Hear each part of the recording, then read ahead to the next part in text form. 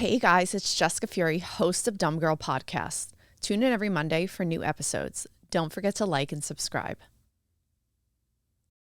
Welcome back to Dumb Girl Podcast. Today we're going to do a solo episode. I wanted to put together a list of 10 ways to stay active and maintain your well-being in a slower market.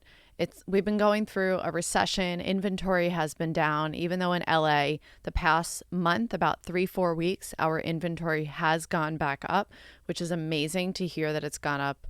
I think about 30%. Don't quote me on the percentage, but I've heard that our inventory has gone up. But I've been talking to so many realtors and so many people are like, I'm just like scrambling. And a lot of seasoned agents are like, this is the type of year where you have to really like step up, think outside the box, be creative, be fearless in bringing in more business, and really just nurture your clients and nurture your sphere of influence. So I was like, you know what? I'm going to put together a list of 10 ways to stay active and maintain your well-being in a slower market. So number 1 is focus on enhancing your skills and knowledge, because this is also going to help boost your confidence. So what I mean by this, it's like, if you know that you're really good with people, or if you know that you're really good, that your skill set is with sellers or working more with buyers, working on those skills that you have honed in that business with those sellers or those leads or those buyers. Really focus on those skills that has worked for you, tapping back into that and reaching back out to your sphere, maybe other sellers that you've worked with, and see if you can pick up business. Just be fearless. I always think of the Wayne Gretzky quote all the time. Every time, even when I meet someone and I want to introduce myself, I say to myself, you miss 100% of the shots you don't take. I tell myself that all the time when I'm like, oh, I don't want to do that. And then I tell myself that quote and I go and do it and I execute. That's like the best. That's like the one thing to take out of this whole entire thing is that execution.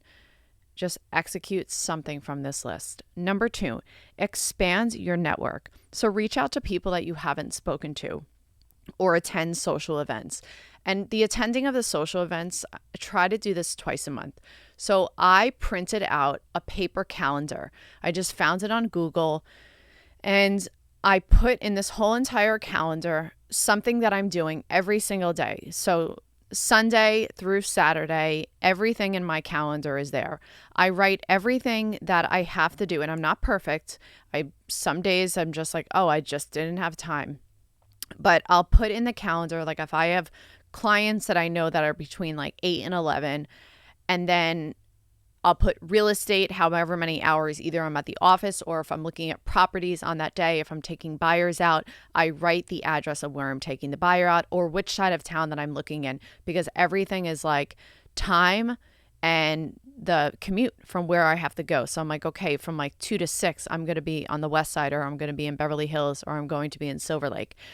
And then one of the things that I've been doing that's been really helpful is that I have to do between 25 and 100 text messages and calls to someone in my sphere of influence in a week, that whole entire week from Sunday to Saturday. It doesn't seem like a lot, but this is outside doing cold calling and expired and canceled. So 25 to 100 text messages and calls. Not all text messages, not all calls. I'll kind of like split it up and I'll be like 50-50, 75-25, 65-35. I really like break it up, and it has to be between 25 and 100 per week. Number 3 is enhance your online presence. So a lot of people are not really comfortable with like being in front of a camera, that maybe their skills are a lot better with their knowledge, and then they can actually create branding on their social media, sometimes around quotes or around words, or you can do voiceover. You can even take a picture of yourself or the home, and you can do your own voiceover in the back and then run the captions on there. So I think that enhancing your online presence can also be learning a new skill set. Like go onto YouTube. You can look up everything in YouTube. everything. And that will help you really just connect to those skills that you have. Going back to the first thing, connect to those skills that you have and then tie it in to your online presence. Because a lot of times buyers are like, who am I working with? Or sellers are like, who am I working with? Who is this person, Jessica Fury? And they'll look it up and they'll see, I'm very into personal development and real estate and luxury and art and my podcast. So everything that I do is always around those things. So find the few things, at least 3 to 5 things that you're into, and tie that into whatever your branding is, even if it's color.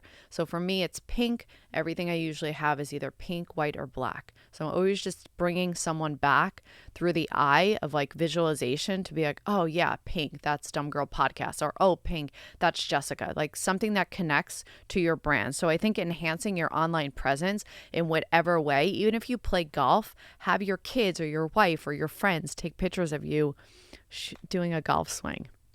Number 4 is thinking outside of the box. So this is such a great thing to also piggyback off of the previous one. And it's like, think outside the box. Like, not every person is going to follow someone because they have so much information in real estate, or they're this top agent that they're always like going to want to follow their stuff. They may not connect to them, but they may just follow them because they want to see all the beautiful homes that they're selling.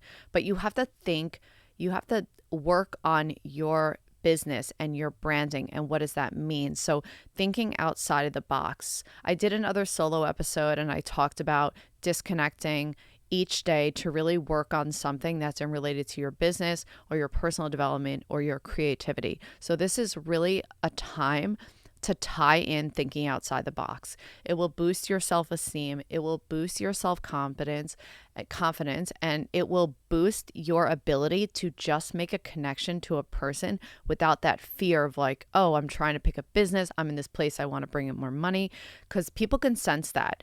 But if you're like thinking outside the box, like, hey, like I'm just going to go to the Palisades Village, or I'm just going to go to the Grove and I'm going to go into a store that I really like, or buy a new tie and start talking to the person in the store, and I can tie in that I'm in real estate. So there's always ways to think outside the box. So number 5 is staying active in your community. So meeting people for some people can be really challenging because we're so used to just being around the people that we're normally around, which is either our peers, our colleagues, our family. We're always around that same community of people. And aside from social media, because social media can be great to build a community and to build a business, but it's also so great to be like right in front of a person. It's like the most important conversation that you're having in the room is the person that you're having a conversation with. It's not the one that you're glancing over because somebody just walked into the room that you're in, or the space that you're in. The most important conversation is the one that you're having in front, and that is just giving someone your time. So staying active in your community is maybe just looking. Some people are a part of like the council, the Palisades, the Pacific Palisades. They have a council, the Beverly Hills. Even if you have kids, it's like the best way to involve yourself in the community. And now that it's summer and the weather is getting warmer and the sunshine hopefully is coming out in LA, get yourself outside, connect to people, look on the computer and find out what's going on in your community. There's so many people. Make yourself an expert to your community, that people will want to work with people that are within their community. All the time I hear it. Number 6, organize your database and build better time management skills. So this, a lot of people hire assistants. And if you're in a place where you're like, can't spend the money on hiring someone else right now. I'm trying to like really cut corners. I'm like managing my finances, or maybe it's connecting to a financial advisor is a way that you can organize your database.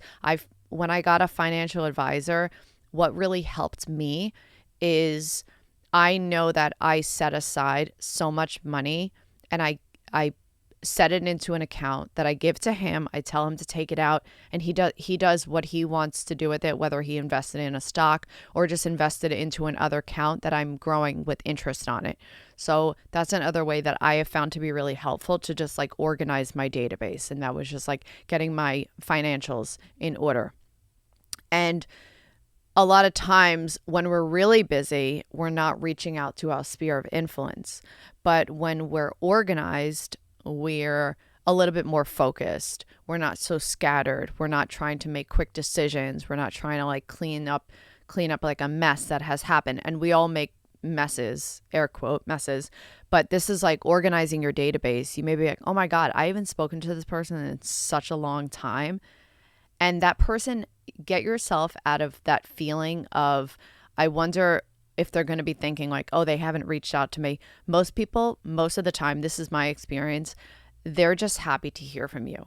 They're just happy that you reached out to them, where it's just like, hey, like, how's it going?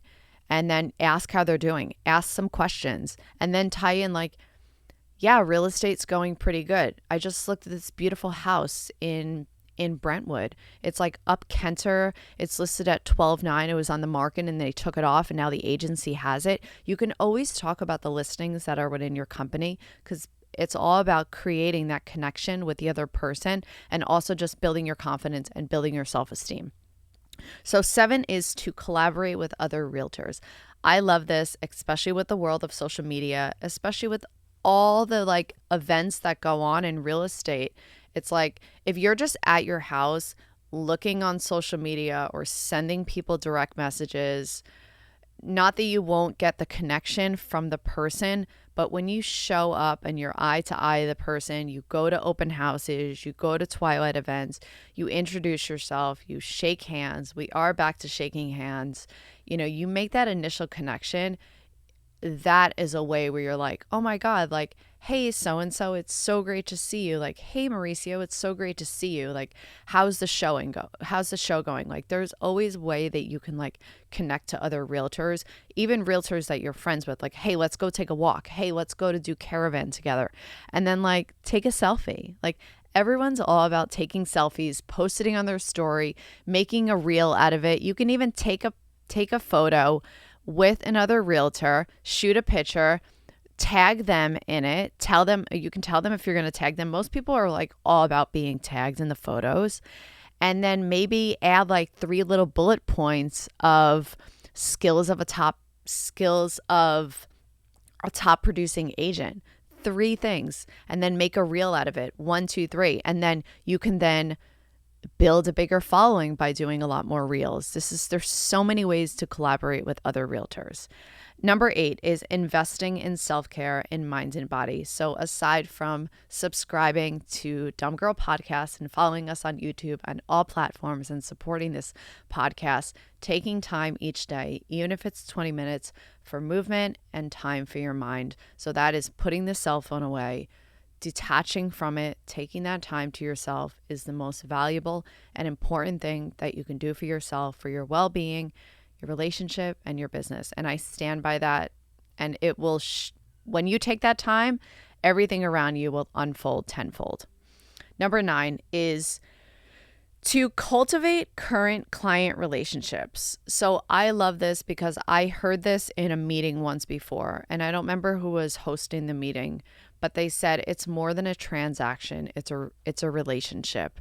And every time that I meet a new person or I work with a new client or I see someone who's a routine client, I always try to make a connection with them. I always try to ask how their family's doing or whatever is going on, or maybe work is really busy.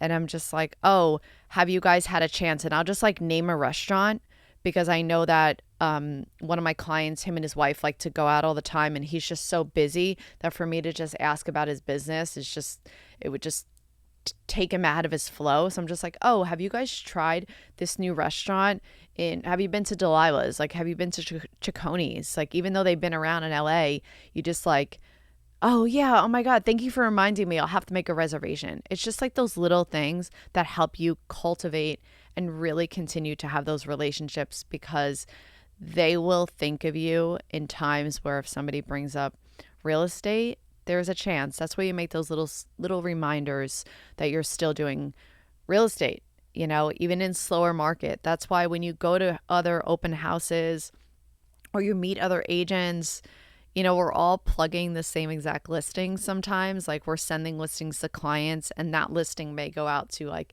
10 other buyers with 10 other agents. So it's like, shit, like, Why don't you just tell them about, hey, I went to this really great open house last night off of North of Kenter in Brentwood, and you build a conversation.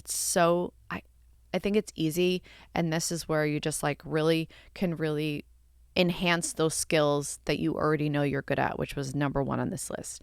And number 10, reevaluate and check in with your goals. I love this because we have expectations. And I heard once before in a recovery meeting that expectations can lead to disappointments, and those disappointments can lead to resentments. So having expectations in a way that you expect yourself to do something, you can hold yourself accountable. I think the difference is like accountability and expectations are just two different things. But holding yourself accountable to do something is just going to develop your skills of trust, and it's going to develop your skills as a person in business who's always going to show up for your clients. But when you reevaluate and you check in with your goals, you can really just see like, am I doing what I'm supposed to be doing to actually close 5 transactions this year? Like, are you doing the things that you want to do to close 5 transactions? Are you making at least 100 calls a day? Are you reaching out to your sphere of influence at least once a day to at least 25 people? Like, all these things are going to help you reevaluate. Like, am I actually staying up to, am I connecting to what my goals are? Am I connecting to what those goals are? Because if you're not, then maybe we're halfway through the year or almost halfway through the year. You can just look at those and be like, you know what? I want to close 5 transactions. I've only closed one of them fell out of escrow. Get back on that horse. Like you can get that little bit of a momentum. That's why we talk in so many episodes about movement, because daily movement moves energy, and that will really help your focus. And I just think that wherever you are, even if it's in a slower market or you're just like insanely busy, checking in with yourself daily or weekly, like checking in with your goals, reevaluating whatever it is really going to help you, whether your business is just like you're just so fucking busy or it's just like a slower market. Because from what I've been told from a lot of seasoned agents, it's like the market and the business is always going to be up and down and shifting and changing. And during these times that maybe it's slower in the market or in the business, you're going to have these skills. You've already going to develop them. You're going to strengthen them. And I think that those things are always going to continue to make you a better person in business. It's going to be better on your mindset, and it's going to be better in your relationship. And with that, these are my 10 list of things that you can apply instantly, and they will help you in your business. This is Jessica Fury. You can follow the podcast at Dumb Girl Podcast, and I will do another solo episode soon. Thank you for listening.